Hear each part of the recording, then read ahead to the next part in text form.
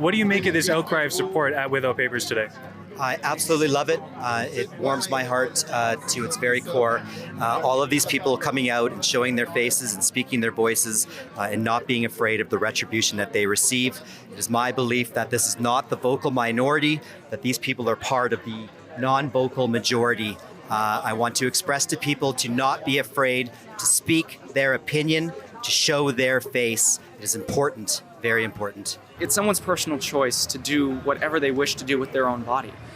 No one should be able to force or mandate someone to take something that they do not wish to do. And do you think there's any returning back to normal? Yes, there is. If people basically just cooperate and just wear their masks. My heart goes out to each and every one of those people who are being forced out of their jobs. It's awful. It's awful. And again, that's why we're here, because it's, can I swear? It's bull. Warning, censorship. Warning, censorship. All right, guys, today we're back at Without Papers Pizza. As you may have seen in our recent videos, they had faced a lot of challenges in regards to Calgary's vaccine passport bylaw. I was not in compliance with the City of Calgary bylaw 6M2021. Because of my defiance, I lost a business that supported 2 families, employed 30 people, and defined my very life. I loved it. I loved it so much. Now, as you can see outside, there are numerous protesters gathered in support of Without Papers, and more specifically for our frontline workers. Now, as you know, right now our frontline workers are faced with a lot, not only in terms of what may be called a pandemic, but as well, they may lose their jobs if they don't get the vaccine. Thousands across the country have come out in protest of this, and today we're going to hear from them what they had to say about their support for frontline workers. What brings me out here today is just in support of both Without Papers and with everyone who wishes to have a choice in their own private medical history. If they wish to do something, then they can. If they wish not to, then they don't have to. If it's someone's personal choice to do whatever they wish to do with their own body.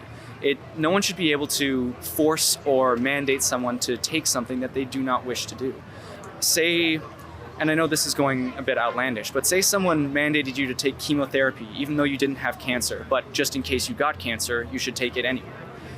It would completely destroy your body for no reason, and it would make you more susceptible to almost every other type of disease that you can possibly get by taking chemotherapy.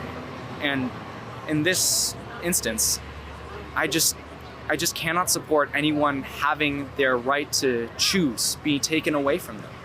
I came out to support the people because I think this is awful on what they're doing to Calgary, on what they're doing to our country, Canada, on every government level. I think that this is wrong, that forcing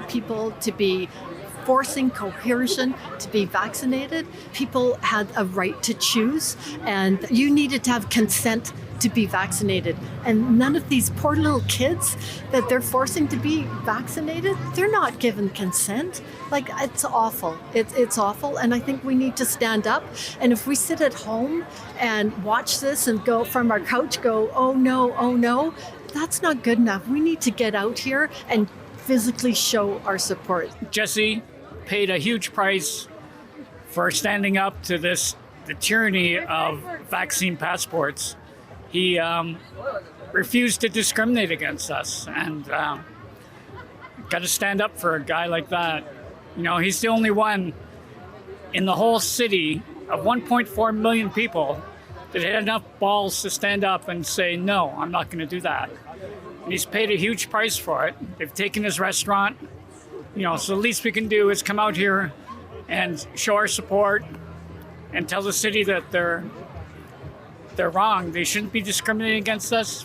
I'm just against this whole situation on, I am pro-choice for my body. I don't think this is about anti-anything. I think it's pro-choice. I want to make a decision for my own body, and I'm against the mandates. I don't think there should be segregation in our society. I think we should band together and be together and support each other. All right, so I think you know about the situation in regards to Without Papers just down the road, and right now there is a picnic sort of protest going on. What are your thoughts on the whole situation? I think it's crazy. It's like with everybody, I don't know, it's a hard situation. Like with people not wearing masks, then we have to wear a mask and stuff like that. If people just wear their mask, we can just move on with our lives. Yeah. And right now, the reason why Without Papers is closed is because they wouldn't enforce the vaccine passport bylaw. What are your thoughts on that bylaw? Well, it's just basically the new world where we live in, where they have to basically take the vaccine and stuff like that to take protocol so that the COVID could end. And so what they did was, for most places you can't enter without vaccines, which is normal, but if people just wear their masks, life will be easier. And do you think there's any returning back to normal? Yes, there is. If people basically just cooperate and just wear their masks. Not only is this a protest in front of Without Papers, it's also for frontline workers. What is the message for them? They're facing a vaccine mandate. The people that we rely on to keep the peace are being forced to take the jab, and it's not right. You know, there's a freedom to control what goes into your body, and it's written into the charter, which doesn't seem like it's worth the paper it's printed on these days, with the courts, Arthur and Chris Scott, having to read statements before they can say anything. It's totally ridiculous. We've lost all our rights in this country, and I won't stand for it. This is still not a choice to do what you want with your own body. And these are people that are in the healthcare system deciding not to do this. So I think the day that we are not given the choice to do what we want with our own bodies, then we're not in a democratic society anymore, and that is really sad. And we're seeing that especially with frontline workers right now, where you think the doctors and nurses who've been at the front end of this for the whole while, now they're being told either you get the vaccine or you lose your job. And this was a protest in support of a bunch of those frontline workers. Do you have a message for them? Well, to any frontline workers who may be losing their jobs soon or who choose not to get vaccinated, I'd have to say that, one, I commend your bravery wholeheartedly.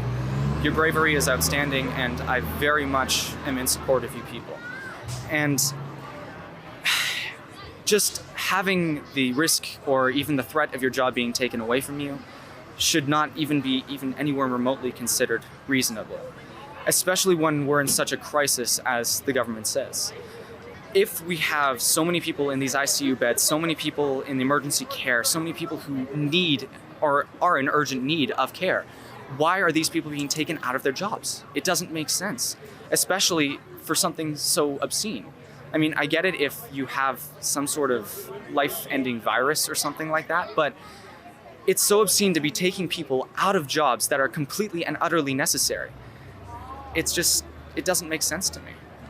I think it's horrendous. And my heart goes out to each and every one of those people who are being forced out of their jobs. It's awful. It's awful. And again, that's why we're here, because can I swear? It's bull. It's total bull. It's bull. And we're not going to stand up for this. And thank you, Rebel News, for being there. Yeah. Thank you. What do you make of this outcry of support at Without Papers today? I absolutely love it. It warms my heart to its very core. All of these people coming out and showing their faces and speaking their voices and not being afraid of the retribution that they receive. It is my belief that this is not the vocal minority, that these people are part of the non-vocal majority. I want to express to people to not be afraid to speak their opinion, to show their face. It is important, very important. If you could say something that would, let's say, snap people out of this silence, what would that be? Believe that love is the answer.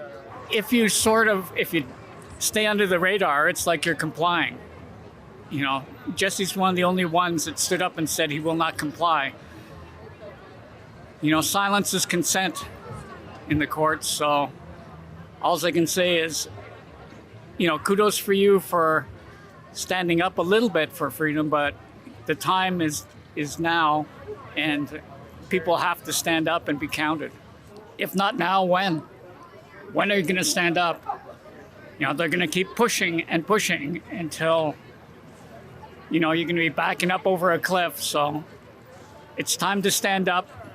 It's time to make your voices heard. This is about pro-choice, and we have to come out and support the fact that we can make our own decisions. And so people I think have to quit watching mainstream media and,